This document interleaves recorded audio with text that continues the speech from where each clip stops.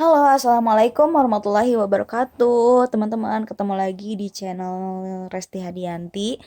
Kali ini Resti ingin berbagi sesuatu tentang mengelola waktu nih, teman-teman. Jadi ceritanya belakangan ini gitu, Resti ketika dapat amanah baru, peran baru, yang itu ternyata menguras tenaga, pikiran, dan juga waktu yang cukup banyak ternyata.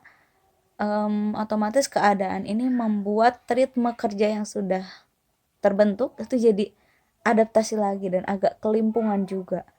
Sampai akhirnya kepikiran harus gimana ya ini gitu agar peran yang sudah ada tetap berjalan dan peran baru yang diemban saat ini tuh bisa ikut optimal juga gitu. Nah, kemudian Resti terapin nih modul impactful learning ya Resti gali lagi sumber daya yang Resti punya, apa ya yang belum belum bisa mendukung mendukung Resti untuk mengelola waktu dengan baik.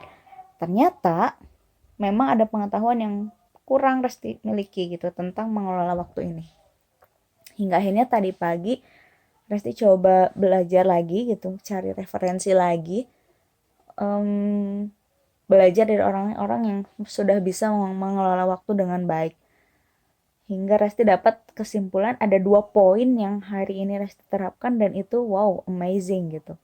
2 poin yang kalau teman-teman terapkan juga ini tuh Resti yakin akan berdampak juga pada pengelolaan waktunya teman-teman. Apakah 2 hal itu? Nah, yang pertama dari sekian banyak hal yang Resti pelajari, Resti dapat banget di 2 poin ini.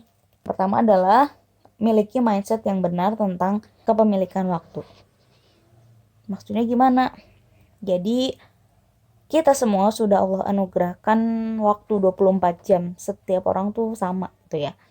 Jadi kalau ada orang yang bilang aku nggak punya waktu, artinya masih ada yang salah dengan mindsetnya, dengan mental terhadap waktunya itu masih salah gitu. Termasuk Resti gitu ketika merasa bahwa oh aku nggak punya waktu buat ngerjain ini ngerjain itu gitu.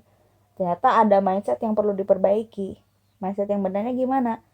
Aku punya waktu, tapi hanya akan aku gunakan untuk apa yang menjadi prioritasku. Sehingga apabila kita merasa tidak punya waktu untuk suatu hal, bisa jadi bukan karena kita nggak punya waktu, tapi karena hal itu belum jadi prioritasnya kita. Lantas gimana kalau udah kayak gitu? Ya udah, kegiatan yang ingin kita alokasikan waktunya jadikan prioritas.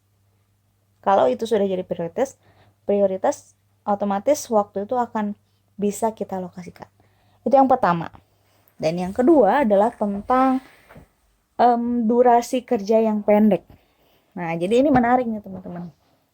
Ternyata ada penelitian bahwa semakin panjang durasi kerja yang kita alokasikan, maka effort yang kita keluarkan atau usaha terbaik yang akan kita keluarkan semakin kecil. Misal, ketika kita dikasih waktu 1 minggu untuk mengerjakan satu hal, maka effort kita akan kecil gitu untuk melakukan sesuatu hal itu karena waktunya panjang gitu. Tapi berlaku sebaliknya juga. Ketika durasi kerjanya pendek, maka kita akan berikan effort terbaik untuk melakukan sebuah pekerjaan di rentang waktu itu. Nah, yang menarik itu adalah ketika kita ingin mengerjakan sesuatu, maka tetapkanlah durasi waktu yang pendek supaya effort kita bisa maksimal dan kita bisa memberikan yang terbaik. Nah, setelah tadi pagi Resti belajar itu, Resti kemudian terapin nih. Apa aja sih pekerjaan tadi pagi ini yang perlu diselesaikan? Mulai dari beresin kamar gitu, beresin dapur, beresin rumah, kemudian ngedit video, ngedit konten, posting kayak gitu. Resti tetapkan saat masing-masing agenda itu durasinya pendek gitu. 15 menit 10 sampai 15 menit gitu. Jadi ketika waktunya misalnya beresin kamar pasti challenge 10 menit selesai gitu. Nah, sambil liatin jam karena kita udah ada time boxing gitu, ada batas waktu, ada kotak waktunya untuk kegiatan itu. Dalam 10 menit ternyata selesai kok gitu. Beresin ganti spray dan lain-lain gitu. Keburu ternyata gitu. Dan ketika mandi dan bersiap-siap ditetapkan 10 menit selesai gitu.